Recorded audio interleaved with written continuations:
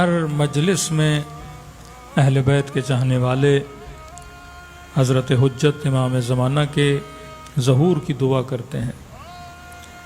دعا کرنے کا سبب تاکہ کائنات میں اللہ کے حقیقی دین اور حقیقی اسلام کو نافذ کیا جائے، کہ جتنے چہرے اسلام کے بنا دیے گئے، جتنے عقیدے مسلمانوں نے آپس میں بنا دیے، کہ ایک ہی جگہ پہ 5 مولانا 4 مولانا بیٹھتے ہیں، کوئی حافظ ہے، کوئی حافظ حدیث ہے، کوئی حافظ قرآن ہے، لیکن کسی ایک نتیجے پہ نہیں پہنچتے، ایک دوسرے کو بدعتی اور مشرک کہہ رہا ہوتا ہے، کوئی کسی کو مومن ماننے کے لیے تیار نہیں، یہاں تک کہ مسلم پر کفر کے فتوے لگاتا ہے۔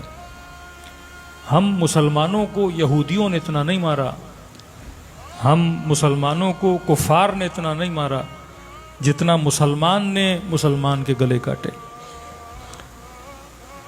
پارا چنار کو مارنے والے کوئی یہودی نہیں تھے، وینوں سے اٹھا کر بسوں سے اتار کر زندہ زندہ جلا دینا، جوانوں کو زندہ زندہ پانی میں ڈبو دینا، ماں کی گود میں 9 مہینے کے بچے کو گولیوں سے چھلنی کر دینا، یہ کوئی کافر نہیں کر رہا، یہ کوئی یہودی نہیں کر رہا، یہ کام وہ کرتا ہے جو صبح سے شام تک اللہ اکبر کا نعرہ لگاتا ہے، یہ کام وہ کرتا ہے جو سب سے پہلے مسجد میں پہنچا ہوتا ہے، یہ کام وہ کرتا ہے جو کہتا ہے میرے چہرے پہ رسول کی سنت سجی ہوئی ہے، یہ کام وہ کرتا ہے جو لا الہ الا اللہ کا نعرہ لگاتا ہے۔ تو اسلام کو کافروں نے اتنا نقصان نہیں دیا جتنا مسلمانوں نے نقصان دیا۔ سیدہ کے گھر کو کسی کافر نے نہیں جلایا تھا، مسلمانوں نے جلایا تھا۔ مولا حسین کا گلا کسی کافر نے نہیں کاٹا تھا۔ ایک دن پہلے غسل شہادت کرنے کے بعد کہ ہم حسین کو قتل کر دیں گے اور لیاذ باللہ جنت میں چلے جائیں گے، یہ فکر کی کڑیاں جب آپ جوڑیں گے تو آپ تاریخ تک جا کر پہنچیں گے۔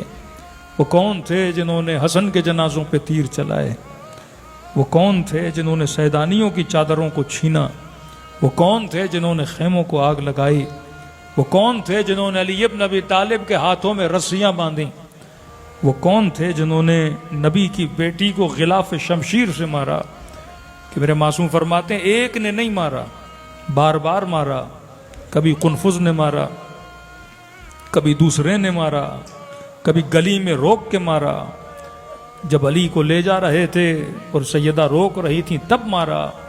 تو یہ امت کو سوچنا چاہیے کہ اسلام کو کافروں سے خطرہ نہیں، اسلام کو مسلمانوں سے خطرہ ہے۔ کون سا مسلم جو بدعت کا فتویٰ دے، کون سا مسلم جو کافر کا فتویٰ دے، یہ کون سا عقیدہ ہے جو مسلمان کو مسلمان سے لڑاتا ہے؟ یہ کون سا عقیدہ ہے جو رسالت کی بھی توہین کرتا ہے، اصحاب کی بھی توہین کرتا ہے، اولاد رسول کی بھی توہین کرتا ہے، ازواج رسول کی بھی توہین کرتا ہے؟ کبھی کسی شیعہ نے اصحاب کی قبروں کو نہیں ڈھایا، کبھی کسی شیعہ نے رسول کی توہین نہیں کی۔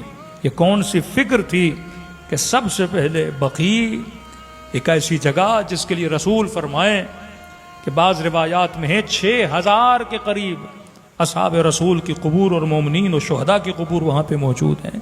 یہ کون تھا جس نے اصحاب احد کی توہین کی؟ یہ کون تھا جس نے جب جناب حضرت حمزہ کی توہین کی؟ وہ کون تھا جس نے قبر فرزند رسول کو ڈھایا؟ وہ کون تھا جس نے ازواج رسول کی قبور کو ڈھایا؟ وہ کون تھا جس نے عثمان ابن مظعون کی توہین کی، جس کے لیے رسول یہ فرمائیں کہ اگر میرے رشتہ داروں میں سے کوئی دنیا سے چلا جائے اس کی قبر وہاں بنانا جہاں عثمان ابن مظعون کی قبر ہے؟ یہ کون تھا جس نے فرزندان رسول کی قبور کو ڈھایا، جنہوں نے کفر کے فتوے، جنہوں نے شرک کے فتوے؟ یہ تاریخ اسلام اور مسلمانوں سے سلمان رشدی جیسے جب لوگ نکلے ہیں، انہوں نے کن کی کتابوں کو پڑھ کے رسول کی توہین کی؟ انہوں نے کون سی روایتیں پڑھ کے رسالت کی توہین کی، انبیاء کی توہین کی؟ وہ کون سا مکتب تھا جس نے رسول کی توہین کی؟ اور یہاں تک کتابیں لکھی گئیں، کسی صحابی کے نام پہ کتاب لکھی، کلیاذ باللہ 50 آیتیں قرآن کی ایسی تھیں جو اللہ کی بھیجی ہوئی نہیں تھیں، شیطان کی بھیجی ہوئی تھیں، اور رسول کو پتہ نہ چلا، لیاذ باللہ، اور کوئی صحابی تھا جو نبی کو بتا رہا تھا یہ آیتیں اللہ کی طرف سے نہیں ہیں، یہ آیتیں شیطان کی طرف سے ہیں۔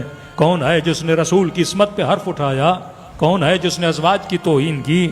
کون ہے جس نے آل رسول کی توہین کی؟ یہ ایک ہی عقیدہ ہے، یہ ایک ہی ناسور تھا اسلام میں جس نے مسلمان کو مسلمان سے لڑایا، جس نے گلے کٹوائے۔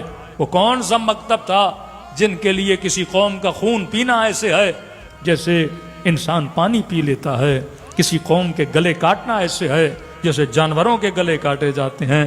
وہ کون سا مکتب ہے جس نے موصل میں 400 جوانوں کو ایک دن میں موت کے گھاٹ اتار دیا؟ یہ کون سی فکر ہے جو بسوں سے اتار کر شناختی کارڈوں کو چیک کر کے لوگوں کے گلے کاٹے جاتے ہیں؟ یہ فکر اسلام نہیں ہے، یہ فکر بنو امیہ ہے، یہ فکر یزیدی ہے جس کا مقابلہ امام حسین کرنے کے لیے نکلے تھے، جس کا مقابلہ امیر المؤمنین کبھی نہروان میں، کبھی مارقین، کبھی قاصدین کے مقابلے میں جا رہے ہیں، کیونکہ اگر یہ ناسور اسلام میں رہا تو اسلام کا چہرہ بگڑ جائے گا۔ آج کون ہے جس نے اسلام کو عزت دی؟ آج کون ہے جس نے اسلام کا وقار بلند کیا؟ وہ یا حسین ہیں یا حسین کے چاہنے والے ہیں۔ آج کون ہے جو آل یہود کے مقابلے میں کھڑا ہے؟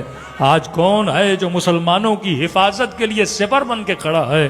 ایک طرف وہ ہیں جو مسلمانوں کے گلے کاٹ رہے ہیں، دوسری طرف وہ شہید حسن جیسے، وہ شہدائے لبنان جیسے کہ جنہوں نے کوئی مذہب کی تفریق نہیں کی کہ یہ شیعہ ہے یا سنی ہے، بس ایک نعرے پہ چلے جو علی بن ابی طالب کا نعرہ تھا، کونوا للظالم خصما وللمظلوم عونا، کہ جہاں جہاں ظالم نظر آ جائے کہ مت دیکھنا اپنا ہے یا غیر ہے، اس کے مقابلے میں کھڑے ہو جانا، اور اگر مظلوم تجھے صدا دے مدد کے لیے تو یہ نہ دیکھنا شیعہ ہے، یہ نہ دیکھنا مسلمان ہے، اگر وہ انسان ہے اور مظلوم ہے تو مدد کے لیے ایسے جانا جیسے حسین ابن علی کربلا کے لیے روانہ ہوئے تھے۔ اگر اس کے لیے بچوں کی قربانی دینی پڑے تو دے دینا، اگر اس کے لیے جان کی قربانی دینی پڑے تو دے دینا۔ ارے مدینے میں امام کی نماز بھی بچی ہوئی تھی، سیدہ زینب کی چادر بھی بچی ہوئی تھی، سکینہ کا بچپنا بھی بچا ہوا تھا، لیکن مولا کس لیے نکلے؟ راہ حق کے لیے نکلے۔ تو جب تک امت اس ناسور کو اپنے اندر سے نہیں نکالتی، جو ناسور رسول کا بنا ہوا نہیں، اسلام کی صورت نہیں، بلکہ کفار نے مسلمانوں کے اندر بنایا ہے۔ آج صرف توہین شیعوں کی نہیں کی جاتی، یہاں سے جب شیعہ سنی دونوں جاتے ہیں رسول خدا کی قبر کی زیارت کو لیے تو دھکے شیعوں کو بھی لگتے ہیں، دھکے اہل سنت کو بھی لگتے ہیں۔ میں نے اپنی آنکھوں سے دیکھا، شیعہ بھی رو رہے تھے، رسول کے عاشق اہل سنت بھی رو رہے تھے کہ رسول کی زری کو دیکھنے تک کی اجازت نہیں، کوئی 5 منٹ کھڑے ہو جائے تو دھکے دیے جاتے ہیں۔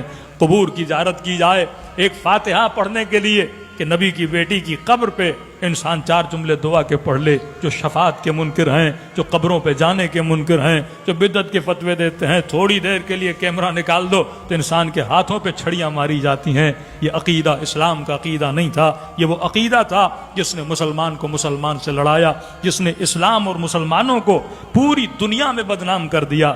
آج اللہ اکبر کا نعرہ آئے تو کافر ڈرتا ہے کہ کہیں یہ قتل نہ کر دے۔ آج مسلمانوں سے نفرت کی جا رہی ہے، کون سا اسلام ہے جو باعث نفرت بن رہا ہے اور کون سا اسلام ہے جو باعث محبت بن رہا ہے؟ ایک وہ اسلام جو بنو امیہ کا اسلام ہے جس نے امت میں تفریق کو پیدا کیا، نفرتوں کے درختوں کو پیدا کیا۔ ایک وہ اسلام ہے جو حسین ابن علی کا اسلام ہے۔ آج سب سے بڑی تنظیم اگر کسی نے اتحاد کی بنائی وہ شیعوں نے بنائی ہے۔ کون ہے جو اپنے سفروں پہ سب کو بلاتا ہے؟ کون ہے جو اپنی مجلسوں میں سب کو دعوت دیتا ہے؟ کون ہے جو بلا تفریق کہتا ہے آ جاؤ؟ ہم نے کبھی بینر نہیں لگایا کہ یہاں صرف شیعہ آ سکتے ہیں، ہم نے کہا شیعہ بھی آ سکتا ہے، اہل سنت بھی آ سکتا ہے، اگر کسی ہندو کے دل میں بھی عشق حسین ابن علی ہے وہ اس مجلس میں آ سکتا ہے، کیونکہ یہاں پہ پیغام محبت دیا جاتا ہے۔ یہ وہ دین ہے جو امام حسین نے بتلایا کہ لشکر میں چل رہے ہیں، یہ نہیں کہا کہ صرف اپنے آئیں گے۔ اگر وہ مسیحی تھا لیکن حق طلب تھا، حق شناس تھا، تو آیا حسین کے لشکر میں۔ آج دنیا اسے سلام کر رہی ہے، آج دنیا دیکھ رہی ہے۔ واللہ آج انہی کے جوانوں سے جا کے پوچھئے کہ کون ہے جو آج اسلام کے دفاع میں نکل رہا ہے؟ وہ بھی برملا کہتے ہیں یہ حسین کی فکر کے رکھنے والے ہیں، جو استعمار کے مقابلے میں بھی کھڑے ہیں، جو ظلم کے مقابلے میں بھی کھڑے ہیں، جو اپنے جوانوں کی جانوں کو قربان دے رہے ہیں۔ تو میرے عزیز 2 طرح کی آئیڈیالوجیز ہیں۔ ایک آئیڈیالوجی وہ جو یزید کی آئیڈیالوجی ایک آئیڈیالوجی وہ جو حسین کی آئیڈیالوجی ہے، یہ حسین کی آئیڈیالوجی ہے، اسلام کا صحیح چہرہ پیش کرتی ہے، اور وہ یزید کی فکر ہے جو اسلام کے چہرے کو مس کر دیتی ہے۔ صلوات پڑھے محمد و آل محمد پر۔